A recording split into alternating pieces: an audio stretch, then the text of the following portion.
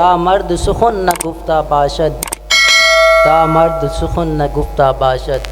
عیب و ہنرش نہ ہفتہ باشد۔ تاغِ شادی فرماتے ہیں کہ انسان کا اس وقت پتہ چلتا ہے جب وہ کلام کرتا ہے۔ جب انسان کلام کر رہا ہوتا ہے تو اس کی ذات سے، اس کے چہرے سے، اس کے زبان و بیان سے، اس کے کلام سے اس انسان کی تربیت کا بھی اندازہ لگایا جا سکتا ہے، اس کی گفتگو کے طریقے اور آداب کا بھی پتہ چلتا ہے کہ اس نے یہ کہاں سے سیکھے ہیں، اور یہ بھی معلوم ہوتا ہے کہ کس برادری اور کس تعلق اور کس حسب و نسب سے اس کا تعلق ہے، اس کا کہاں سے تعلق ہے، کیونکہ زبان سے جب انسان کلام کرتا ہے تو انسان کی حقیقت کھل کے واضح ہو جاتی ہے، کھل کے سامنے آتی ہے۔ تو سیدنا حکیم لقمان رحمۃ اللہ علیہ سے پوچھا گیا کہ جناب بتائیے تو صحیح کہ نیکی کیا ہے، نیکی کیا ہے؟ آپ نے فرمایا نیکی دو چیزوں کا نام ہے اور وہ بھی بہت سی چھوٹی چیزیں ہیں، وہ بھی بہت ہی چھوٹی چیزیں ہیں، اتنی بڑی چیزیں نہیں ہیں، دو چیزوں کا نام نیکی ہے۔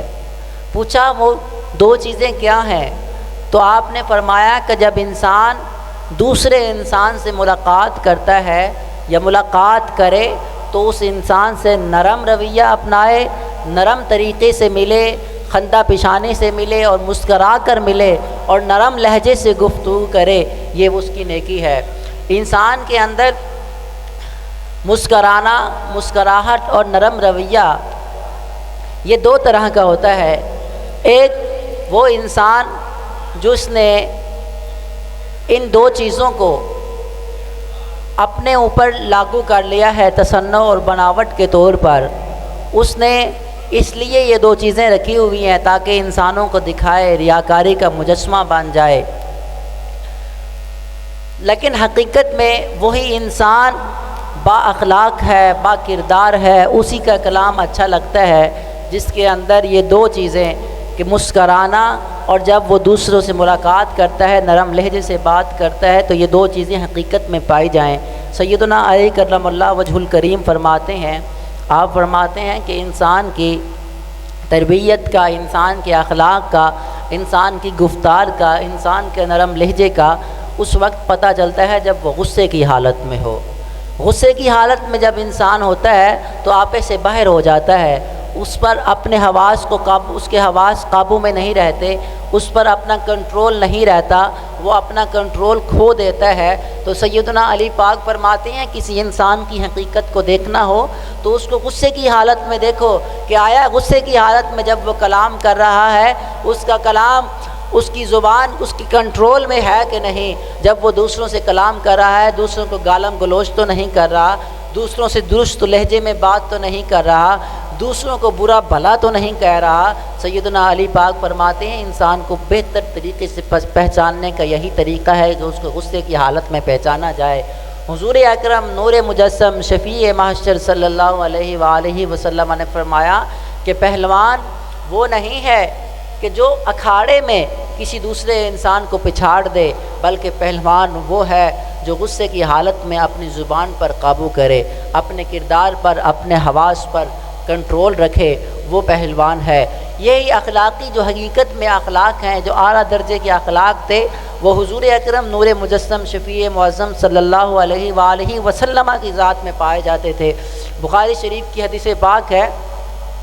کہ آقائے دو جہاں، آقائے نامدار نبی کریم رؤوف الرحیم صلی اللہ علیہ وآلہ وسلم ایک دن مسجد نبوی شریف میں تشریف فرما تھے۔ آج جب ہم مسجد نبوی شریف کا نام لیتے ہیں تو ہمارا تصور یہ جاتا ہے کہ جس طرح آج کل مسجد بڑی خوبصورت بنی ہوئی ہے، پہلے بھی اسی طرح کی مسجد بنی ہوئی تھی، لیکن حضور اکرم صلی اللہ علیہ وآلہ وسلم کے زمانے کی مسجد کا منظر اس کے بالکل برعکس تھا۔ آقا دو جہاں صلی اللہ علیہ وسلم کی جو مسجد تھی وہ بالکل سادی سی بنی ہوئی تھی، سادہ سی بنی ہوئی تھی، مٹی کی اینٹوں سے بنی ہوئی تھی، کچی اینٹیں لگی ہوئی تھی، اور جو چھت تھی وہ کھجور کے پتوں کی بنی ہوئی تھی، اور تنے جو ہیں پلر تھے وہ کھجور کے تنوں سے بنے ہوئے تھے۔ یہ منظر تھا۔ صحابہ کرام فرماتے ہیں حضور مسجد کے اندر تشریف فرما تھے، ایک اعرابی حاضر ہوا، ایک بدو آیا، اس نے ابھی تک مسلمان نہیں ہوا تھا، وہ بدو آیا اس نے حضور صلی اللہ علیہ وسلم سے کلام کیا۔ ظاہر ہے جو دیہات سے لوگ آتے ہیں ان کو آداب اور طور طریقے نہیں آتے بات کرنے کے، وہ آیا، اس نے حضور سے اپنے لہجے میں بات کی۔ جب بات اس نے مکمل کر لی اور حضور نے اس کی بات سن لی تو وہ صحن میں گیا اور اس نے بول و براز شروع کر دیا، بول کرنا شروع کر دیا۔ صحابہ نے یہ دیکھا تو صحابہ کو غصہ آیا، صحابہ کرام نے ندا لگائی، خذوہ خذوہ، اے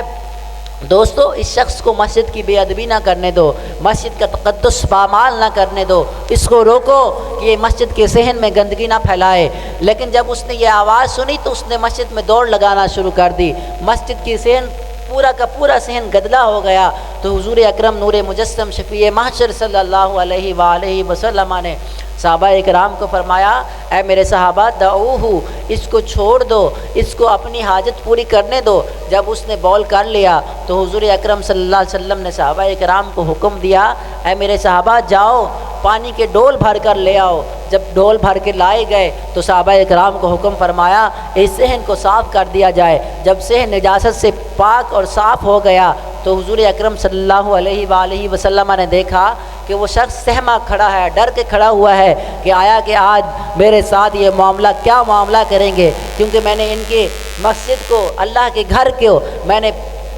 بے تقدس کر دیا ہے، اس کے تقدس کا خیال نہیں رکھا۔ وہ ابھی تک مسلمان نہیں ہوا تھا، یہی سوچ رہا تھا، لیکن حالت یہ ہے کہ حضور آقا صلی اللہ علیہ وسلم کی مسجد کا تقدس پامال کیا جا رہا ہے، لیکن حضور پھر بھی اس کو بلاتے ہیں اور فرماتے ہیں، اے بدو، اے عرابی، تو کیوں سہما کھڑا ہے؟ وہ عرض کرتا ہے، جناب میں نے اتنی بڑی بے ادبی کر دی ہے مسجد کی، لیکن میرے حضور فرماتے ہیں، اے عرابی، یہ مسجد جو ہوتی ہیں مسجدیں اللہ کا گھر ہے، ان میں اللہ کو سجدہ ریز کیا جاتا ہے، اللہ کے ہاں سجدہ ریز ہوا جاتا ہے اور اللہ کی عبادت کی جاتی ہے، اس میں اس کے صحن میں ایسی گندگی نہیں پھیلائی جاتی۔ بخاری شریف کے الفاظ ہیں کہ حضور نے صرف یہی دو جملے ارشاد فرمائے، اس کا اثر یہ ہوا کہ حضور نے اتنے پیار، محبت اور نرم گفتاری سے اس کو یہ جملے فرمائے کہ اس کا اثر یہ ہوا کہ جب وہ مسجد نبوی شریف سے باہر نکلا، جا کر اس نے طہارت کی، پاکیزگی حاصل کی اور آقا صلی اللہ علیہ وسلم کی بارگاہ میں آ کر حضور کی غلامی میں، حضور کی غلامی کا شرف حاصل کر لیا، حضور کا کلمہ پڑھ لیا۔ تو اللہ رب العزت نے قرآن پاک میں حضور کے لیے ارشاد فرمایا ہے، فَبِمَا رَحْمَةٍ مِّنَ اللَّهِ لِنْتَ لَهُمْ وَلَوْ كُنْتَ فَظًّا غَلِيظَ الْقَلْبِ لَانفَضُّوا مِنْ حَوْلِكَ، کہ آقا کائنات، اے میرے حبیب مجسم، حبیب مکرم، شفیع محشر صلی اللہ علیہ وآلہ وسلم،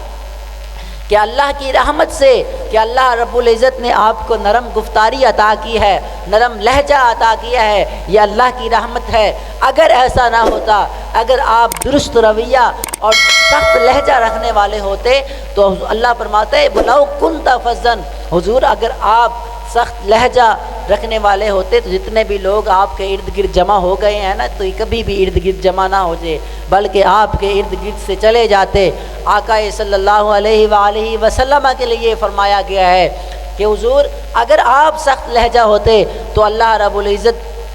فرماتا ہے کہ آپ کے سخت لہجے کی وجہ سے، سخت کلامی کی وجہ سے، درست روئی کی وجہ سے یہ صحابہ کرام کا مجمع آپ کے ارد گرد نہ بیٹھتا۔ تو جس ہستی کے لیے، جس رسول کے لیے یہ پیغام دیا جا رہا ہے، ہم تو امتی ہیں، تو ہمارے لیے کتنا ضروری ہے کہ ہم اپنے لہجے کو